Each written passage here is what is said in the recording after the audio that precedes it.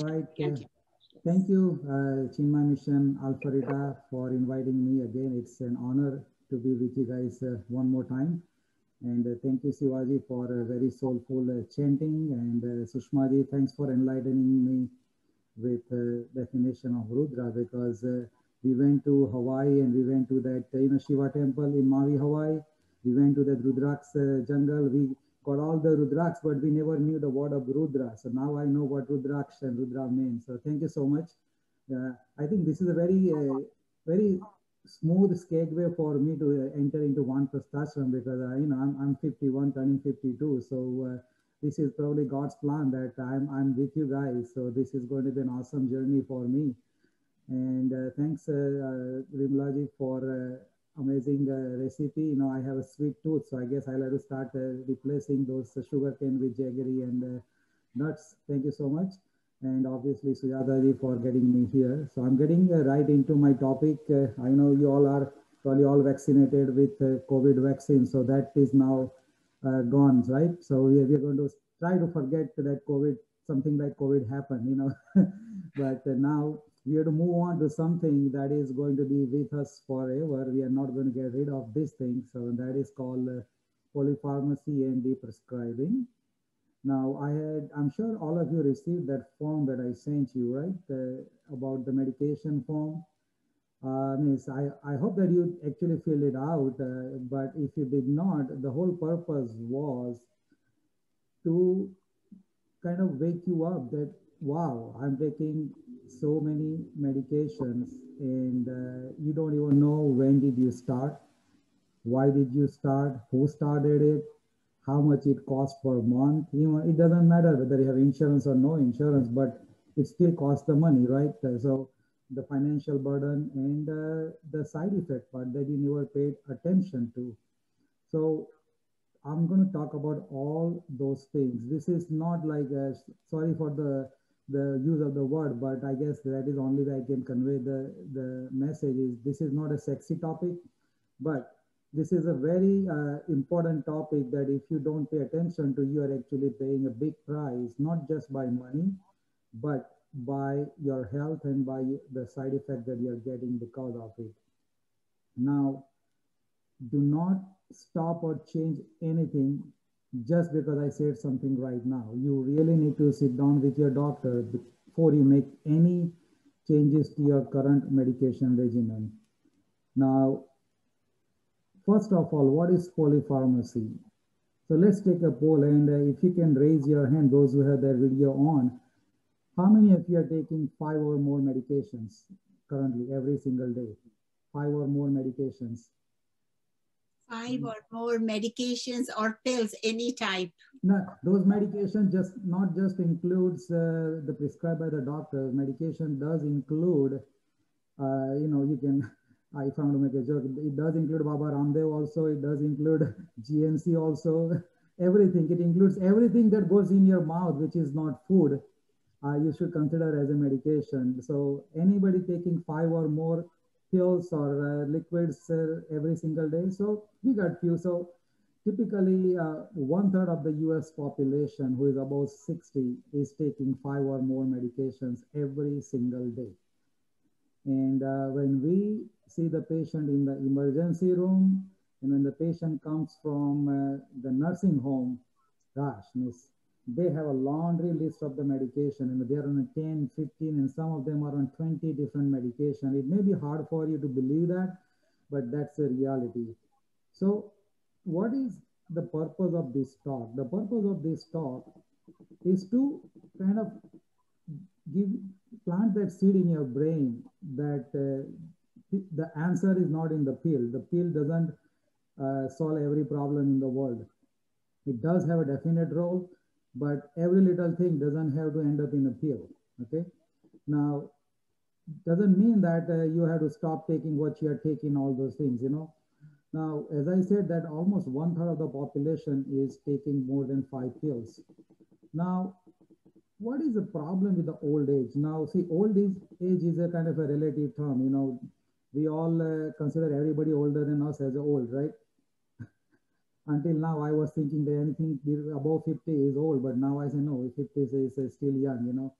But for the medical purpose, if you want to consider typically after 50, but for sure after 60, your body physically is getting to a point where you are defined as an old person. You may be healthy or active person, but still what happens is that your liver and kidney functions start declining. And those are the two main organs that cleans the junk out of your body, liver and the kidney. Your liver function may be normal based on the blood test, or the kidney function based on the kidney test, but still they are not functioning at 100% capacity compared to what you were having in your teens. Okay, so now what happens that when all the medications, when we do the trials, most of the trials specifically exclude people above 65. So what does that mean to you? That every medication you are taking, there is a chance that it was not tested in your age group if you're above 65. So what does that mean is that whatever effect we say as a science does to the human body may not apply to you. That is the one thing. The second thing I say, that with the age, your liver and kidney function starts declining. The third thing is that with the age, the body fat starts increasing. And the fat is a big, like a storage house for anything. It not only stores the fat globules, but it also stores the medications. So when you combine the increased storage capacity of your body and decreased clearance capacity, it's just whatever I'm going to talk today, it's just a common sense. If you really understand it, you will get it that, yeah, I mean, my body is storing more and clearing less. What does that mean? It means it's going to be collected in my body. And whenever a chemical is in the body, it just doesn't sit there. It does something, right? That's what it's supposed to do. So it can do the good effect that is intended to do, but it can do the lot of side effects. And that's what causes a lot of problem, is the side effects. So getting old is a great privilege that many people don't get it because they die in the young age. But any privilege comes with a price that you have to pay for that. And one of the prices that you get this medication that doesn't clear out from your body. And plus what happens that your body becomes more sensitive to the medication. For example, if you we see a lot of people who kind of are drug addicts and they take the narcotic pain medication and they can pop, 25 pills in their mouth and they will be affected, but you can have the same effect. Like the other day, 3 days ago, I had a patient who only took 2 pills of the medicine called Lortab. That is a pain medicine. I'm sure some of you probably took it after knee replacement surgery or some surgery, we give that pain medication. It's a great pain medication, but it has got a lot of side effects. So that gentleman was in his late 70s, and with 2 pills, he actually became unconscious, and they had to bring him to the ER for unconsciousness. So your sensitivity to the medicine increases with the age compared to the youth. So that is a main problem that happens as far as the age is concerned with regards to the medication side effect. Now, why this happens, that why most of you are on a bunch of medication. Now, doesn't mean that you don't need it, but sometimes there are some medication. I'm going to go through the list of the medication which may not be needed in your case. So what happens is, as a prescriber, all the doctors, we have a limited time. When I'm an ER doctor, so for me that doesn't apply. But if you go to see your primary care doctor in the office, they have maybe 15 minutes. Now, in that 15 minutes, they primarily focus on the reason you went to the doctor. And once that is done, then everything else comes into play. And the medication, we call it reconciliation, means we kind of say, okay, which medication you're on, like the form that I sent you. Exactly same thing most of us now have in our computer, that we can kind of click through it and say, okay, which medication you're taking, what dose you're taking. So what happens is that most of the time, doctors do not have time to go through the medication that we are taking, or they may not have a complete list because you might be seeing a cardiologist and he started in some medication and it was never updated into your primary care doctor's database. So he doesn't even know that you are taking this medication, and it happens all the time. This is not something happens once in a while that the doctors don't know because we don't have same software to communicate with each other most of the time. So the database in the other doctor's office doesn't automatically update in my database, right? And that is the one thing is the doctors may not be aware of the complete medication list. And then there is because of the defensive medicine that we are always trying to protect ourselves from the lawsuits. So there is a component of the overdiagnosis and overtreatment. You know, I would rather give you an aspirin if you say I have a chest pain compared to, well, let me see if this is a really hard chest pain or something else. Because if I have to think through whether it is a chest pain because of the heart, it takes a lot of time for me to go through it versus if I just had to give you aspirin, well, here you go, aspirin. But then if I didn't ask you whether you have a history of bleeding ulcer, then within a week or so, you will probably end up in the ER with the bleeding from the ulcer. So that's another thing is that overdiagnosis and overtreatment. And sometimes, you know, with the age, some people get dementia and some people just habitually, they forget that this medicine was supposed to be stopped and they keep taking it. And that's how they end up in a more, polypharmacy. And then, you know, there are a lot of medications, they're available as a combination pills, like there are a lot of blood pressure medication like lisinopril and hydrochlorothiazide. You should have the combination pill rather than just two different, because that reduces the number of the pill and confusion, because less pills to worry about, better compliance is going to be. Otherwise, if you have 15 different pills to remember, eventually you will get tired of taking the pills, because for you, the pills become a breakfast. You know, you're popping so many pills, and then you will miss the one that you're actually supposed to take. Now, what are the factors that predisposes to polypharmacy? Obviously, increased patient age, you know, because more, older you are, you're going to have a lot of more physical problem. Not everybody is lucky enough not to have medical problem. So by default, more you advance, you're going to have more number of the pills. And then some people have arthritis and they have a heart problem and they have diabetes and they have cholesterol. So what does it mean? That more medical problems you have, then more pills you're going to have. Then in this era of the specialists that I said earlier is that, well, you got heart problems, so you're going to heart doctor. Then you got arthritis problems, you're going to arthritis doctor. You got diabetes problems, you're going to the endocrinologist, which is a good in a way to get a specialist take care of you. But if you don't have a primary care doctor who is coordinating everything, you will end up in so many different medications that you won't even know. Because if you go to stomach doctor, they will prescribe you something for your stomach. And then you go to arthritis doctor, they will write you some arthritis medicine, but then he will give you something to prevent stomach problem because the arthritis medicine, and he wouldn't even know that your stomach doctor wrote you something similar, not exactly same, because you're smart enough. If it is the same medication, you may figure it out, it's the same medication. But there are a lot of cousins that I call it, like cousins means they belong to the same group of medication, but they don't have the same molecule, but they have similar effect. So that happens when you have a multiple provider and you don't have a one provider who is coordinating it. You know, like you need somebody to orchestrate everything so that no duplication happens.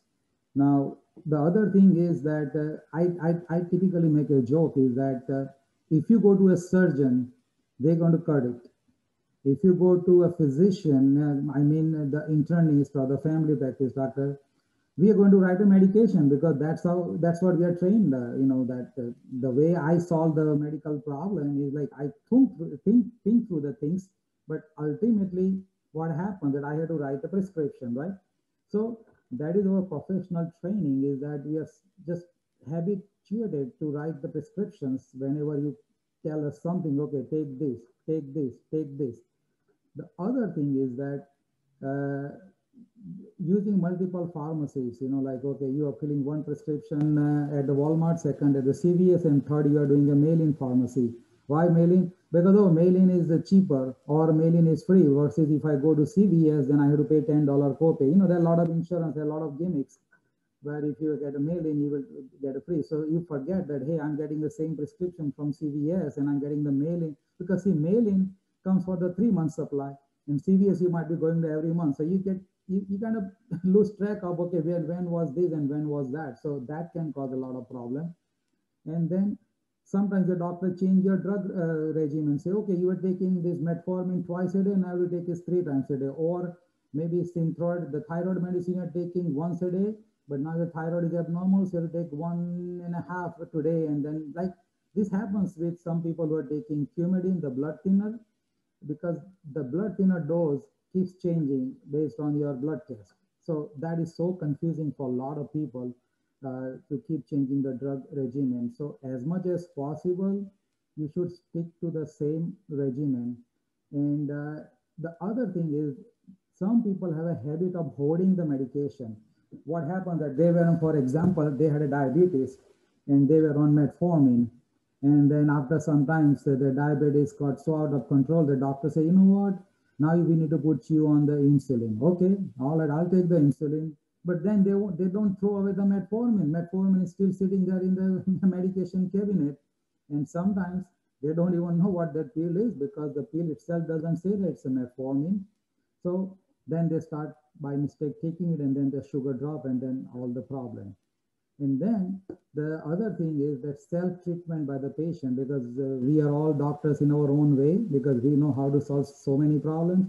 So something happens, we say, let me take Motrin, let me take a Motrin, let me take a Motrin, okay? And we keep popping the Motrin and then we end up getting a stomach ulcer or kidney failure. Or the Tylenol. Tylenol sounds so, benign medication, but it's not.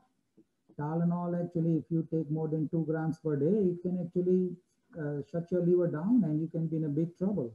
So those self-treatment are not without any harm. And then you add some other herbal remedies to that, because we all have some favorite thing that we want to take. You know, some people say, I take ginseng, I say ginkgo biloba, I take St. John's wort or whatever, whatever is your favorite.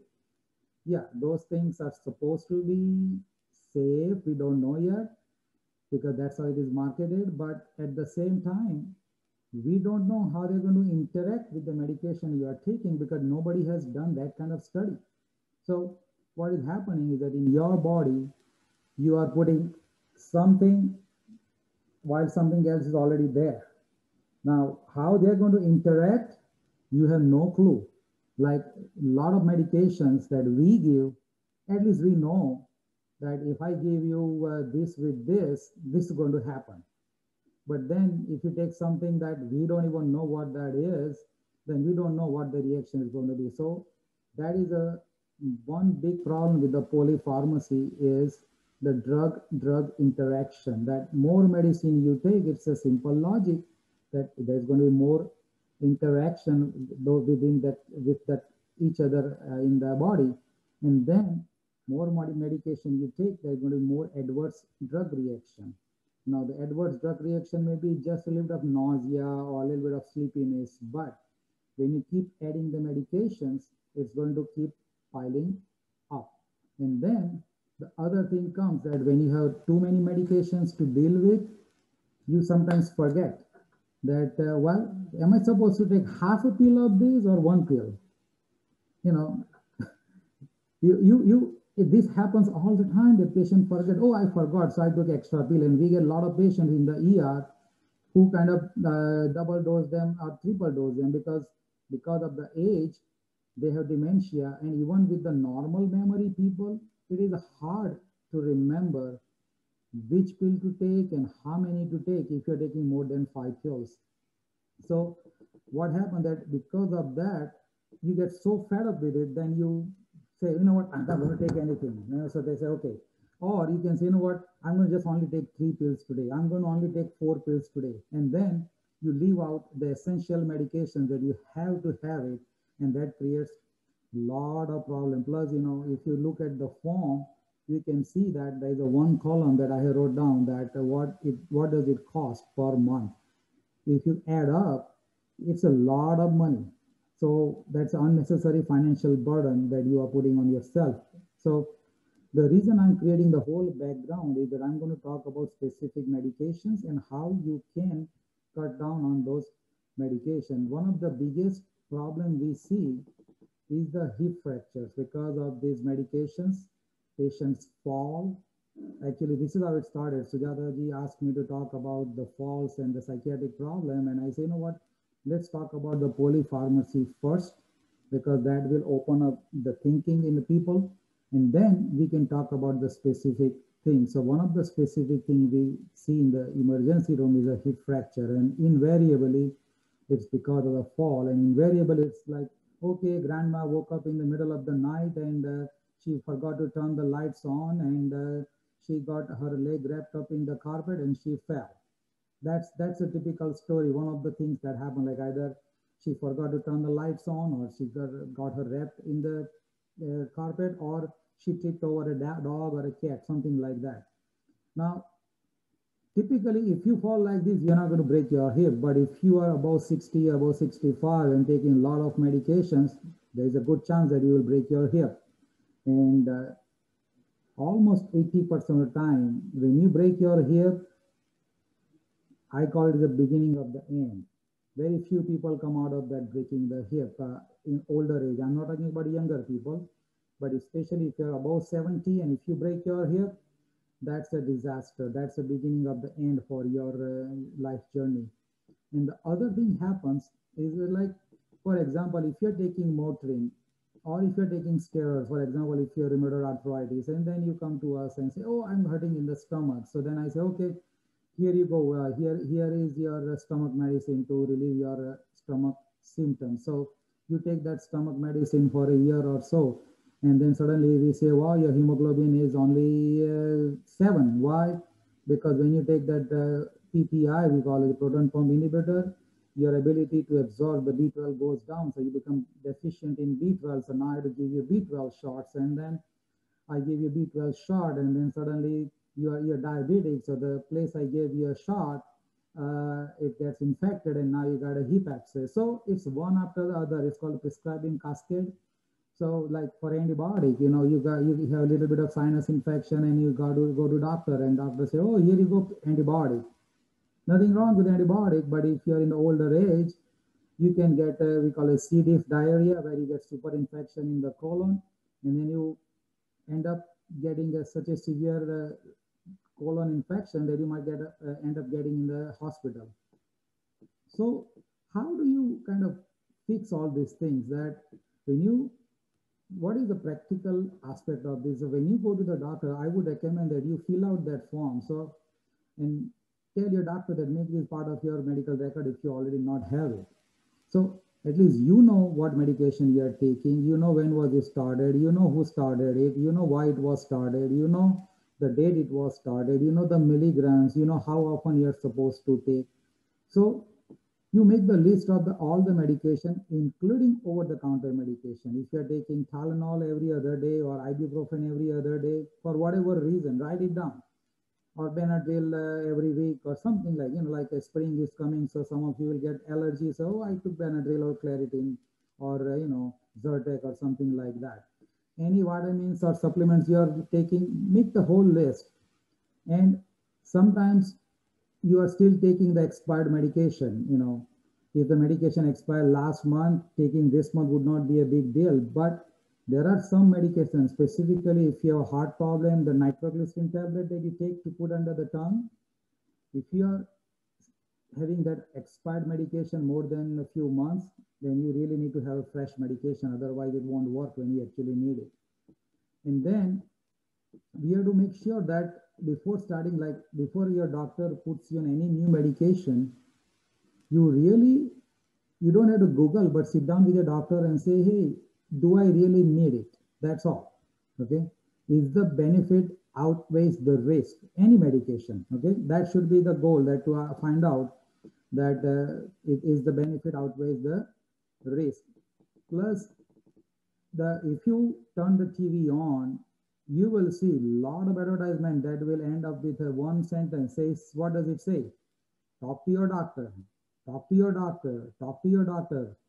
whether this medicine is right for you, whether this medicine is right for you. So the pharmaceutical industry has a big push direct to consumer towards popping pills, because for them, every person who gets on that pill is a lifelong customer kind of a thing. For example, if you have a irritable bowel syndrome or high cholesterol or diabetes or blood pressure, anything, you are the lifelong customer. So there is a big push from the pharmaceutical industry to just let people keep taking medicine, keep taking medication. And even though they have not done trials on the older people, they will basically extrapolate the results into everybody. So that is the, I already told you about that, that the most of the trials, they exclude people above 65. There are very few trials which are actually done in the older people.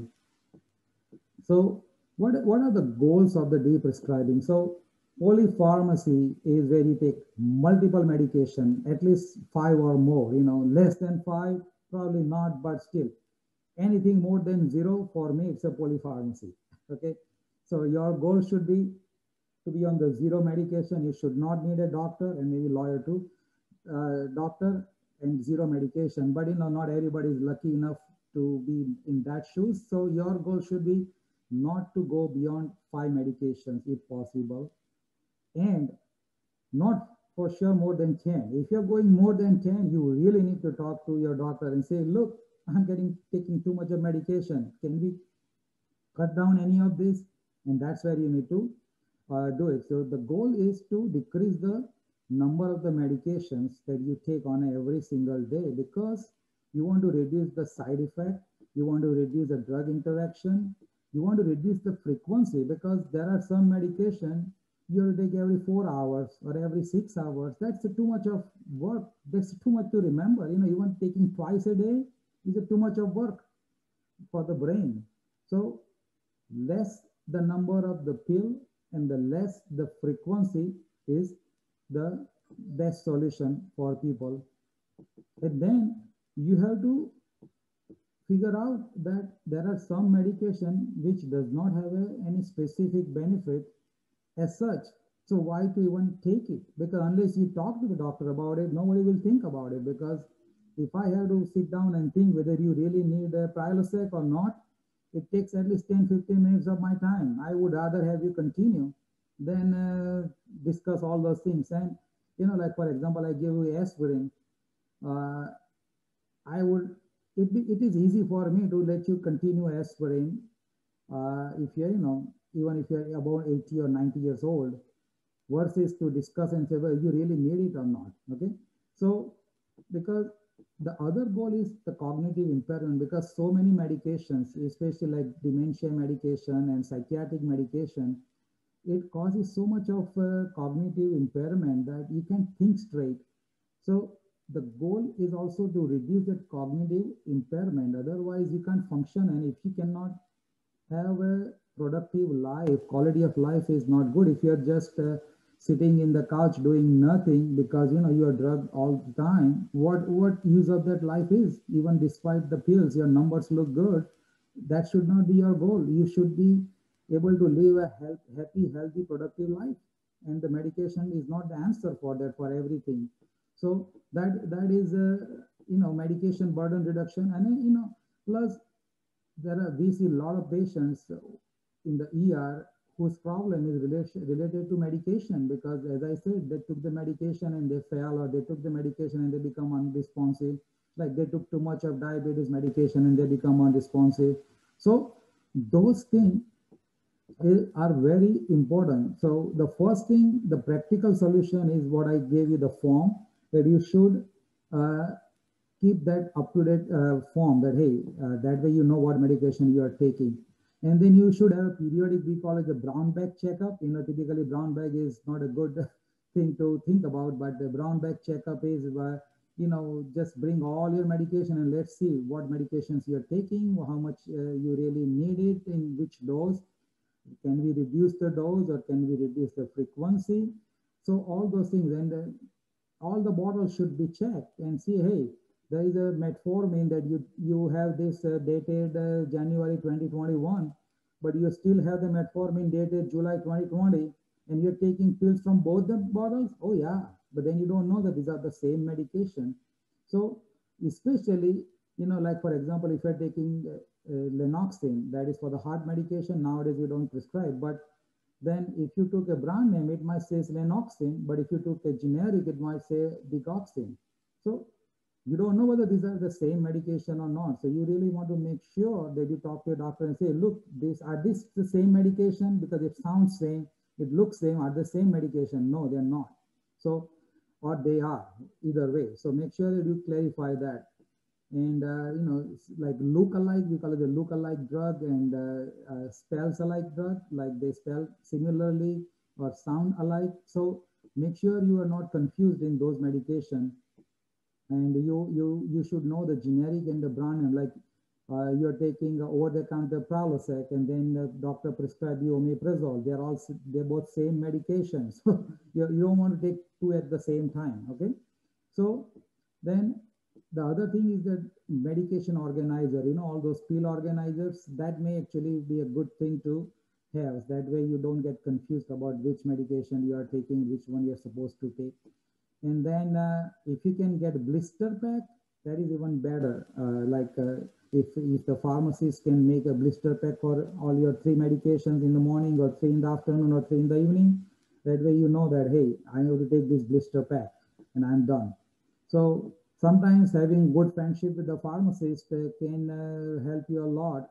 And the best thing is that if you can have a non-pharmacologic approaches, like if you have a bad knee arthritis, rather than popping the pill, you can have, like Vimalaji or somebody dietitian work with you and help you, or non-pharmacologic approaches like physiotherapy can help with your knees rather than popping the pill.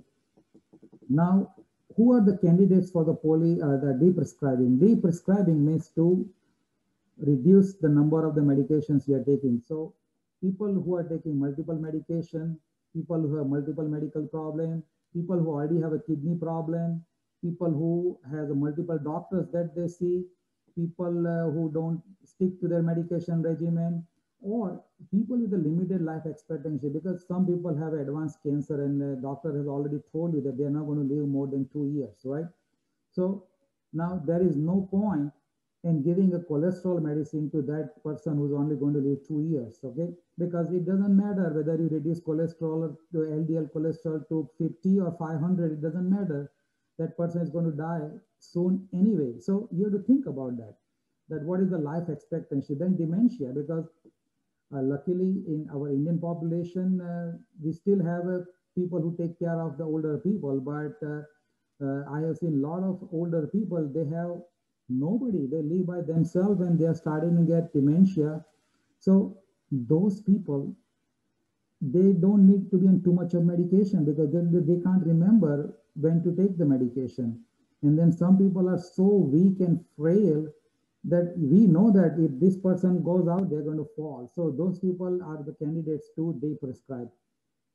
Now, coming to the specific thing, like which medications can you discontinue, okay? Now, once again, do not stop, change, or do anything with your current medication regimen. This is not official medical advice. You really need to sit down with your doctor to discuss the pros and cons of the medication, because you may need that medication. Now, one of the medication is antihypertensive blood pressure medication. Like, there are guidelines by our medical societies about what the ideal blood pressure should be at a certain age. But let's say if you're 80 years old and your blood pressure is running 150/90, but then you're taking the blood pressure medicine that is causing a lot of side effects, like you're becoming dizzy or you're falling or things like that, then you really reconsider that, do I really need to take the blood pressure medicine? Because 150/90, yeah, if you are in your 30s, 40s, and 50s, that is a number you want to treat.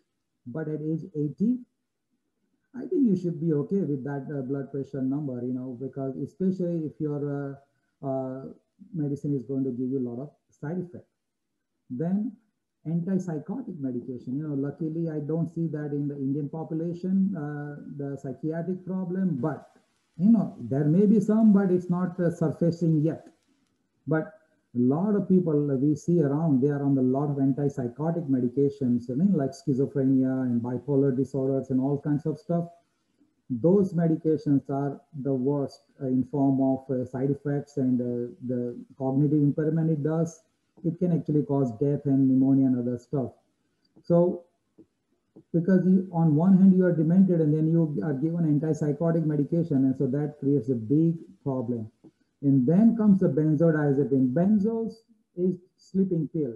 Okay, so I'm sure all of you have taken probably sleeping pill once in your life, once or twice, a few days in a year or a few days in lifetime is fine. But there are a lot of people who say, well, if I don't take sleeping pill, I can't sleep. Well, you better figure out another way to induce the sleep, because the answer is not in the pill. There's something else that is bothering you that you're not able to sleep. So you really need to dig deep spiritually and socially to find out why you cannot sleep, rather than just popping a pill every night. Especially if you are above 60, above 70, if you keep taking the sleeping pill, you will get addicted to that. And second thing is that you will start falling and you will bruise here and there, but one day you will break your hip, and that will be the beginning of the end. Then there are anticholinergic medication we call. What are those medications? The medication we give for dementia people, for Parkinson's disease, for a lung problem, we call it COPD, the lung problem, then overactive bladder. Many of the medications to treat those diseases we call the anticholinergic medication. You don't have to remember that word, but remember those diseases. If you have one of those things, check your medication. Do you have overactive bladder? Do you have a COPD? Is anybody that you know is developing dementia and is on a medication for that? Okay. So those medications are the worst for the older people, because they can cause memory impairment, confusion, hallucination, like you're seeing things which are not there, hearing things which are not there. Then you can have a dry mouth, you can have an eyesight problem, you can have a constipation, nausea, all kinds of problems. And then you don't even know that all these problems are because of the medication. And then you start treating all those problems with a different medication. Oh, you got constipation, here is a constipation medication. You got nausea, here is a nausea medication. You got dry mouth, here's the medication. You got a retention of the urine, here is the medication. Or you got a tachycardia, here is a medication to stop the tachycardia. So those are the diseases that you really need to pay attention to. Then opioid analgesic, I told you, the pain medication, it's an epidemic, especially in the young people, but in the older people, like a lot of nursing home patients that we see, they are on the pain medication and they are demented. We call it, they are DNR patient, means they do not resuscitate, means in other words, I should not use that word, but in other words, they're waiting to die kind of a thing, and they are on the bunch of pain medication. You don't even know why they're on the pain medication, but nobody dares to stop, but it just keeps on going. So be careful about that, the pain medication. And then comes the warfarin, the Coumadin. Anybody on the Coumadin? I'm sure at least one person is on the blood thinner out of this group for the heart problem or for the stroke problem. So the bleeding problem is a big thing. If you're taking any blood thinner for any reason, make sure you really talk to your doctor, especially if you're above 65 or 70, to see if you really need it, especially if you have fallen multiple times. Like when you take a blood thinner, what does the blood thinner do? It thins your blood. And it's a good thing. If you have an irregular heartbeat, we call it atrial fibrillation, you really need that, because otherwise it will cause blood clot and you can have a stroke. But let us say you had a severe blood in the stool requiring blood transfusion 2 weeks ago, or if you have bleeding ulcers in the stomach, or you fell 2 times and hit your head and there's a big bump here. And one time the doctor said there was slight blood inside your brain. What does it mean? Or he say, you know what, I had a bleeding from the nose last week and it stopped on its own. Now, if you're taking blood thinner, if you bleed from the nose, I'm not worried about it. Or if you cut yourself and you bleed, I'm not worried about it. Why? Because if you cut yourself, I can sew it up and fix it. If you bleed from the nose, I can pinch your nose, or I can cauterize it, or I can put something in the nose to stop it. But if you bleed in your brain, there is no space for the blood to come out. Here the blood comes out, here the blood comes out. So at the most, you will become low in the hemoglobin. Even if you bleed in the stomach, I'm worried, but I'm not that worried. Why? Because at the most, what will happen that you will become low in the hemoglobin, so I can keep filling the tank with your blood to stabilize you. But if you bleed in the brain, the blood has nowhere to go. It's a limited space. So it's going to press on the brain and you can actually die. So this is not to scare you about the blood thinners, but you really have to be very careful about whether you really need a blood thinner or not, especially the newer blood thinner like Coumadin that we used to give long means we still give to some people. It's actually rat poison kind of thing, but it does a pretty good job in thinning your blood.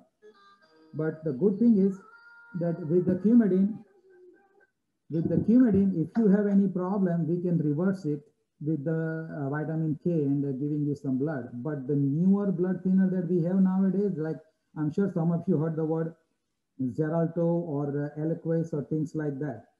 They're pretty good because you don't need to monitor your blood for that, and you only have to take once a day. So pretty convenient.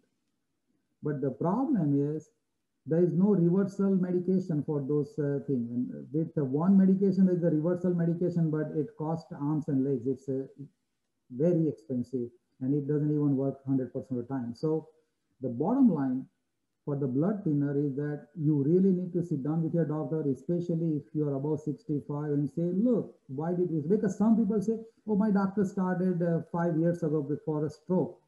Okay, so do you still need it? Okay, I had a blood clot in the leg and my doctor started. So did you check your leg again and see if you still have blood clot?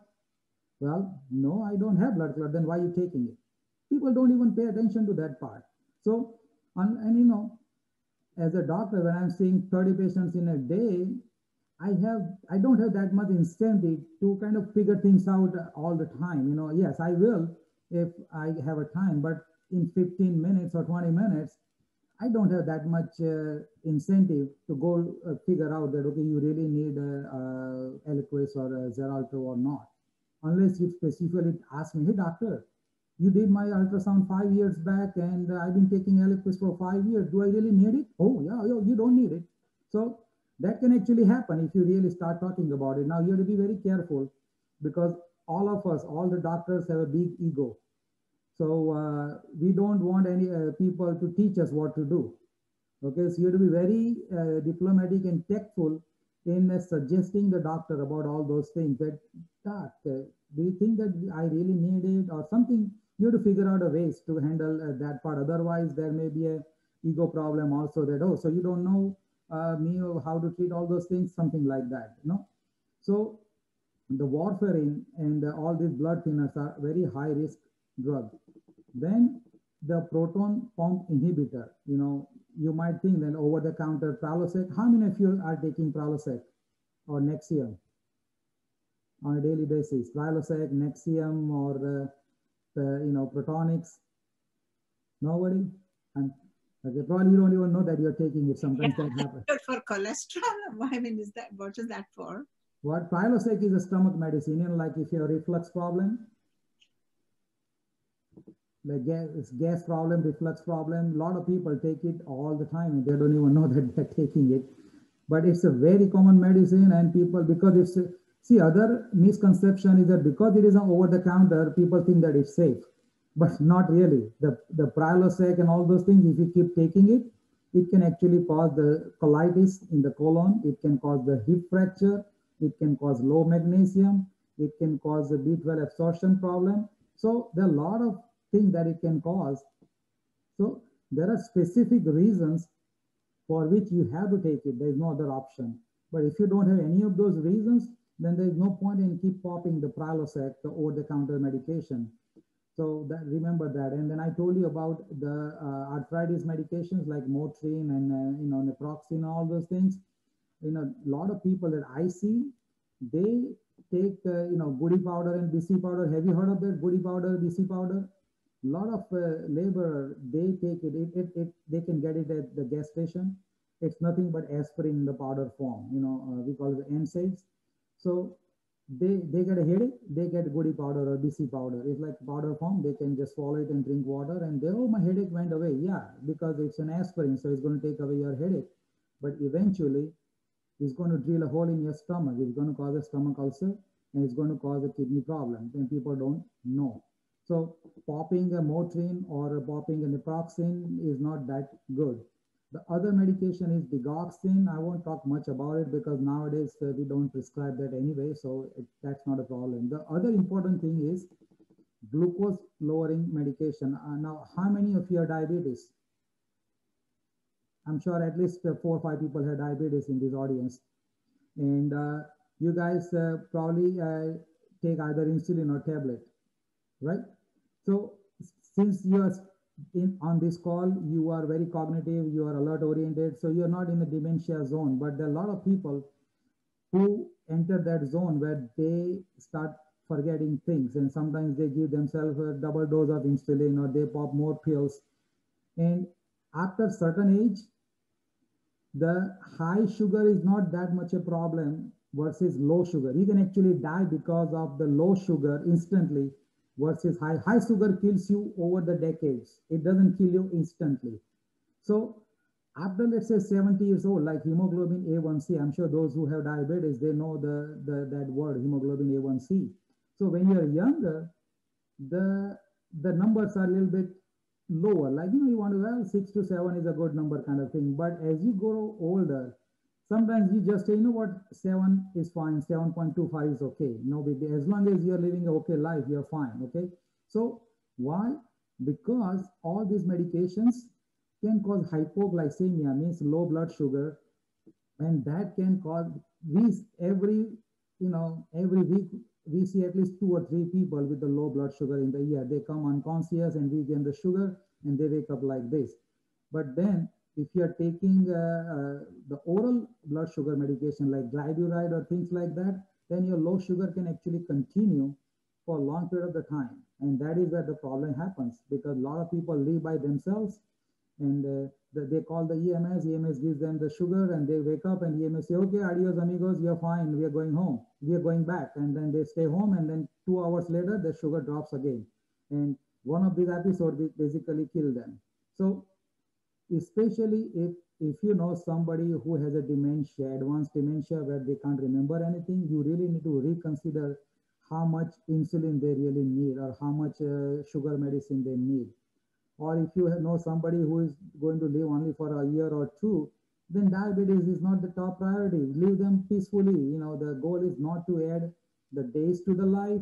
The goal is to add life to the days. Okay, so forget about the medication and insulin at that point. Just have good memories with that person. And especially if the person has a recurrent hypoglycemia, if you know that that person has top sugar 3 times in last 6 months, you better reconsider how much insulin that person needs. So those things are very important. Then Benadryl. I'm sure every one of you have taken Benadryl one time or the other, right? Benadryl. Now, Benadryl is good if you have itching or the rash or things like that, allergic reaction, but Benadryl basically impairs your mentation. So obviously you should not be driving after Benadryl, but in the older people, it can cause a lot of problem if you take Benadryl. Some people say, well, if I take a Benadryl, I get a good sleep. Yeah, because it's an antihistamine, so you're going to induce some sleep, but it's a poor choice as a sleep medicine, okay? Maybe melatonin may be better than Benadryl, but because not only you get sedation that day, but you actually get the sedation next day also. So that's a bad medication. Plus, if you're taking along with the other medication that impairs your cognition, is going to be a big problem. And then the dementia medication is one of the big thing, because above 60 or 65, you will see a lot of people here on the dementia medication. And now the catch with the dementia medication, you don't even know whether it's working. You just have to kind of go with the pharmaceutical companies, what they say, well, it's effective in this many %, but most of the time, I cannot tell whether the dementia medication is working or not. So if I had a choice, I would never put anybody under dementia medication because that's my personal opinion that it is of not much use. But despite that, I see almost 20% of 30% of the older people on the dementia medication, and those dementia medications belong to that anticholinergic group where all the side effects I told you happen. So you really, if you know somebody who is on the dementia medication, then you have to really consider that do they really need it. Then there are antidepressant medication. Luckily we don't have that much problem, but a lot of people are on the depression medication. Same thing like I told you about antipsychotic medication. The psychiatric medication has got a lot of side effects. And what happens that most of the internists that you see, we don't have much experience with the psychiatry. So what happens is that if you don't actually see the psychiatrist on a regular basis, the internist may not even pay attention to your psychiatric medication. Forget about paying attention to the side effect of it. And with the most of the psychiatrists also nowadays, they don't have much time to talk to you in detail. So they probably will continue the same medication every time you go, and that adds up the side effect. Then the other thing is the cancer chemotherapy. See, cancer is one of the field that has got a lot of advances in last 20 years. So a lot of cancers which were considered incurable has now become curable to some extent. And some of the cancers, we are able to prolong the life significantly. But that does not mean that everybody needs the chemotherapy. Like, that if this guy, if he gets the chemotherapy, he's going to collapse because he's so frail, it's so weak, it's so poorly nourished that chemotherapy is going to kill him. So you don't have to give everybody chemotherapy. You really have to figure out whether the benefit outweighs the risk. So that is going to be a common thing. Anything you put in the mouth, you have to think, is the benefit worth taking the side effect profile? If that's yes, then yeah, you take it. Okay. Then there are fluoroquinolone, like especially in the older ladies. I'm sure every one of you, especially female, not male, had a UTI once in their life, urine infection, right? That's very common in the females to get a UTI. So when you get a UTI, we give you antibiotic, and there are two standard antibiotics, actually three standard antibiotics. One is we call it ciprofloxacin or levofloxacin. I'm sure some of you probably can remember that name, levofloxacin. And then second group is Bactrim or Septra, one of the things that you probably heard, Bactrim. Okay, and the third is Macrobid. Okay, these are the three different groups that we typically use in the UTI. And those are pretty okay medications, nothing major about it. But for example, the levofloxacin or ciprofloxacin, if you take it, it can create a lot of problem. It can actually rupture your Achilles tendon. And that is a black box warning by FDA that if you take levofloxacin, it can actually cause the tendon rupture. Okay, not everybody gets it, but it can happen. Then it can cause heart problem, and it can cause hypoglycemia, low blood sugar. It can actually cause the colon infection.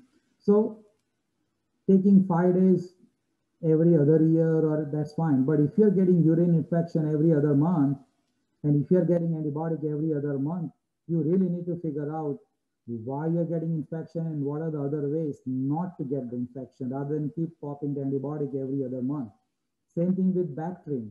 If you keep taking that every other month or every 3 months, you're going to keep rising your potassium and you're going to affect your kidneys eventually. So anything that you take on a regular basis over more than 2 years, you really need to think about it, that do I really need it? What are the side effects I'm already getting it? So I'm getting a little bit over time. So I'm almost getting over. The Bactrim is done, benefit, yeah.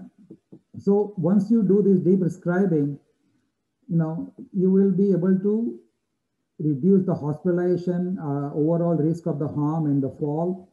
And, you basically remove the medication that you don't need at all. There are so many medications that you don't need. And, when you start reducing your medication, it's a systemic approach. You don't just say tomorrow, okay, Dr. Shah told me, so from tomorrow, I'm not going to take all this medication. Don't do that. Okay. First, you have to make a list of the medication in the form that I gave you. you yourself figure out that, hey, I don't even have this problem anymore. I used to have a gout, but I don't have a gout anymore. For last 10 years, I never had a gout, and I'm still taking allopurinol. Why am I taking it? You will figure out, oh, I don't need this. Then when you go to your doctor, you go over the whole list and say, do I need this? Do I need this? Can we reduce the dose, or can we reduce the frequency? All those things you discuss with your doctor. And then make sure you have frequent follow-up. Like if you cut down on 2 or 3 medication, it cannot happen just cold turkey. Okay, you're taking 30 milligrams today, stop tomorrow. No, you cannot do that. Most of the medications, you have to taper gradually, because your body is so used to it, the body will have a withdrawal symptom. So you don't want to do it cold turkey. So maybe reduce 20 to 50% every 2 to 4 weeks, and gradually you wean yourself off. So that, and then meanwhile, you go to your doctor more often than every 6 months or every year. Maybe go every 2 months or every month, and let them make sure that you're not getting any withdrawal symptoms or flare up of your disease. Because if you cut down on your diabetes medication, and if your blood sugar goes up to hemoglobin A1C goes up to 11 or 12, that's not good either. So it is a balanced approach between what you really need and what you don't need it. So what you don't need it, get rid of it. What you need it, you take it as prescribed, so you can have a healthy, happy, and productive life. Because pills are good. Anything, when it is taken in the right amount, at the right time, in the right frequency, any poison is a amrit. I think I used the same word last time also. But anything taken in the wrong amount, wrong timing, and the wrong dosing frequency, it can become a poison. So those are in nutshell. Sometimes you will end up, like some patients are so fixed on their medication that they are afraid of not stop. They are afraid of stopping. They say, what if I stop, then this will happen? What if I stop, then this will happen? So that is the patient's own preference, that they don't want to leave the medication. Say, no, I cannot stop this Zoloft. I've been taking it so long. If I don't take it, I won't feel good. Something like that. And then the de-prescribing part, I think probably you heard this first time in your life about not writing the medication from the mouth of a doctor, right? Have you heard this before? No doctor will be talking about it. So it is not a fashionable thing to talk amongst doctors either, because it takes time, effort, energy, and why to waste time, kind of a thing. People are going to take medication anyway, something like that. And a lot of people, they don't have enough time to recognize the problem with the polypharmacy, that what it is causing it. So that are some of the barriers. And there are some resources. I can WhatsApp to Sujata ji that if you are interested in specific medications, there are a few websites called deprescribing.org. And actually Canada and Australia is ahead in the game than US in this. As you know, the US pharmaceutical industry is so big that they don't want people to stop taking medication. They want people to keep taking medications, versus Canada and Australia, and to some extent UK, where there's a government healthcare. They want people not to take medications because they don't want to spend money on the medication. It's a good thing. So they have done a lot more work in systematically de-prescribing the medication, that which medication can be stopped, when, and what happened, all kinds of stuff. If you go to deprescribing.org, there's a lot of information there. There's a New South Wales, like Sydney, Australia.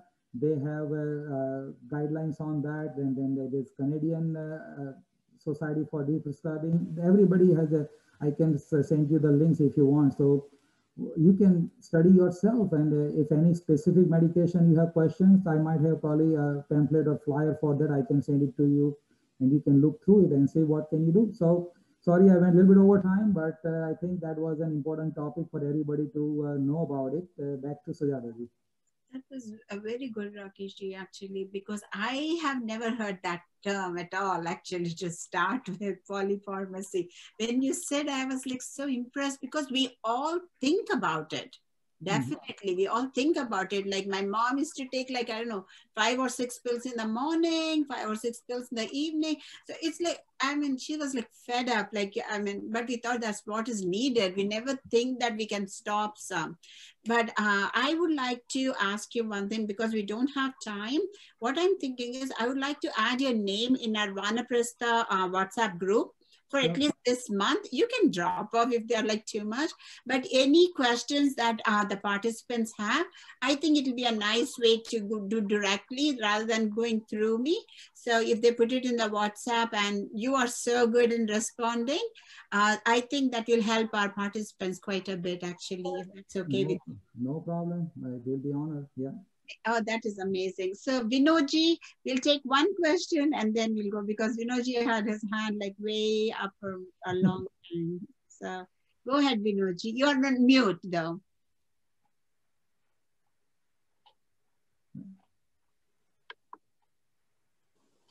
You're still muted.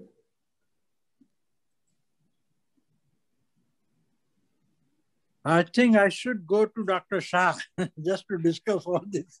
Okay. You gave a good speech, no doubt about it. But doctors generally, they don't. My question is the pharmacist is better or doctor is better? If you want to know about medicine, should I be talking to pharmacist or doctor? Well, your first preference should be doctor, because doctor will have a panoramic view of your health. Pharmacist will have only one aspect of your health, which is the medication. So pharmacists, on one hand, they will have a more idea about the side effects of the medications and the drug interactions and everything. So if I were you, I would start with the doctor and first decide absolutely which medications you need, and then the medication you don't need or kind of so, then you can discuss with the pharmacist, say, what are the side effects of this medication? And you can always ask both the people same thing. Chances are that you will have a better answer from pharmacist about the side effects and the drug interaction. And the doctor will give you the holistic perspective about, hey, look, I know that this metformin is giving you this problem like low B12, but this is the best option for you right now based on this, and this, something like that. Or they might say, well, you need hydroxychloroquine for your, rheumatoid arthritis or something like that. I know that you have a little bit of heart problem, but I can handle that because taking hydroxychloroquine is more important for your disease right now. So pharmacists will not have that kind of a perspective of your health, because they're not trained to think from that perspective. They have tunnel vision about the disease related to the medications only. But some pharmacists are pretty smart, and if you find a very genius pharmacist, then yeah, by all means. Yeah, no, I know. I'm talking about my mother-in-law. She's a 93-year-old. Yeah. So she was taking two medication. So then I knew one doctor in pharmacy. I talked to her. She said, why your doctor giving so many medicine? Yeah. So she said, cut down this medicine, cut down this thing slowly and slowly. And now she is much better. See, we got believe it or not, but it's true. Good example. Very good example for the whole group. So that's what Vinodji, that's what I'm going to, Rakeshji, I think that a lot of questions are there definitely in everyone's mind. I want to say one thing. We'll go ahead and put you in the WhatsApp group. And yeah. Then we'll go from I think Vimlaji had some question. Yeah. Vimla, yes. I believe in let food be your medicine, not medicine be your food. I agree 100%. Food should be and I your practice medication. it. You got 100% of my vote for that. Thank you. But it should be a good food. It should not be this sugar-free or this is... No. My food has to be absolutely delicious and colorful. I eat with my eyes. Yeah. I don't believe in sugar-free diet and everything. It should be a regular food. No, I don't believe you either. Yeah, okay, that's good. We have to do what we have to do, though. Actually, so. Doctor, this is Siva. Thank you so much. It's been very, very, very educative, and I personally could, connect a lot of dots now and have a lot of questions also. So it's very useful. Thank you so much. I definitely think it's like a food for thought right now. It's for everybody has to rethink, and we don't talk about it as much. So I really think it's a very good session to begin the talk and have discussion. And we can go from there and see if as the questions come up, they may go from one to the another. If they're really personal, they can text you because the number will be there. And if it's something which is useful for everyone, I think all of us can benefit from it. I was thinking I wanted everyone to join today, even the younger group, because we all know our parents take, or like there are not just like old seniors, even youngsters, sometimes if they have one disability or some condition, they start taking and it'll go on forever. We don't even think twice, actually. It's very good. Thank you so much, Dr. Rakesh. You're welcome.